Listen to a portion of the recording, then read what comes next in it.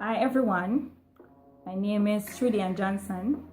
My design house name is Tru-Oketa Designs, and I am a contestant in the Helen G Designer Dress Competition 2019. So let me tell you a little about myself. I started designing from the age of 12. Yes, I started designing from the age of 12. I was making stuff for my doll. She had a different outfit for every different event.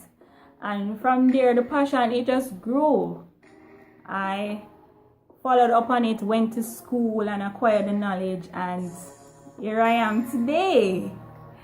My signature style is a well-designed neckline. I love to see a well-designed neckline. And I'm mostly inspired by the Old English look.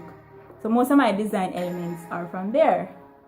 So I just wanted to, you can look out for that from me in this competition, and I just want to encourage you to go on the Jamaica Wedding channel and look for Tru-Oketa Designs and just vote for me.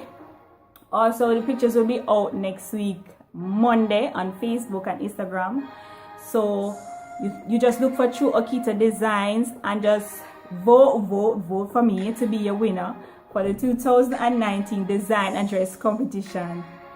Bye.